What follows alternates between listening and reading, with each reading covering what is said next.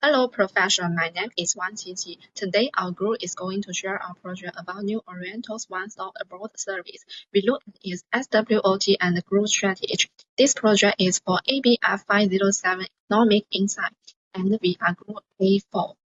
On this slide, you can see our team. Liu Xianhuang is our leader, and he does the conclusion. Chen Jing is in charge of methodology and data collection. My name is Wang Qiji.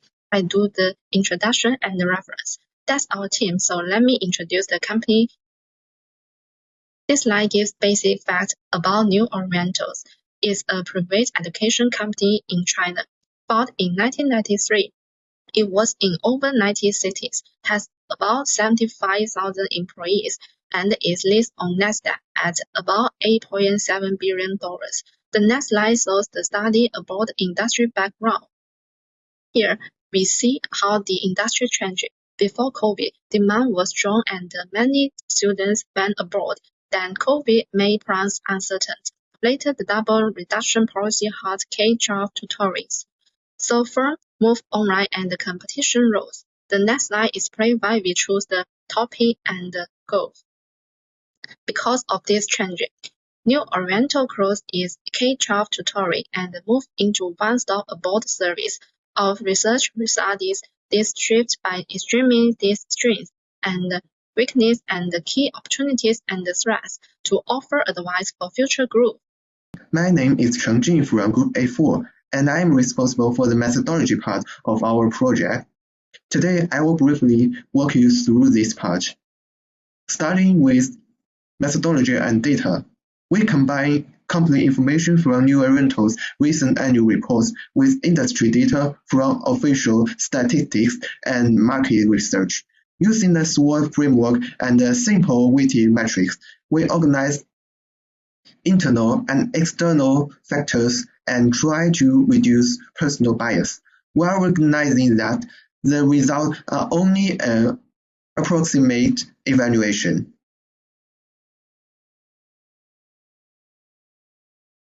Now, let's move on to the main strengths. New Oriental has a strong brand, wide coverage, and a large base of former students. It offers a one-stop service chain from test preparation to application and visa support, supported by a hybrid offline-online model after the double reduction policy. Next, let's focus on weaknesses. The company remains sensitive to policy shifts and carries high fixed costs for rent and staffing, so profit can be easily squeezed. New policies lines such as e-commerce increase execution risk, and most revenue still comes from mainland China. Following that is the opportunities.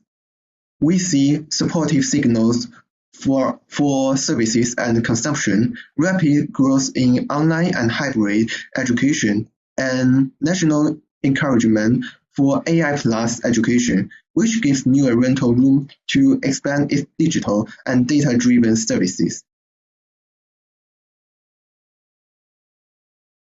Finally, the key threats. Education regulation is still uncertain. Demographic headwinds and global politics may affect long-term study abroad demand, and intense competition from both traditional institutions and new online platform pushes up acquisition and labor costs. Everyone, my name is Liu Xianhuang. Today, I will introduce the conclusion and strategic focus. So let's look at the slide. To sum up, New Oriental has a stronger brand and a full service chain, but it still has heavy fixed costs and profit pressure. It faces both good opportunities and real threats in policy and demography.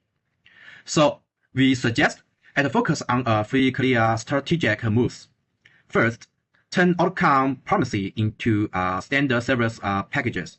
Second, build a stronger leader management process from first contact to enrollment. Third, make compliance part of daily operations, not just the one-time cleanup.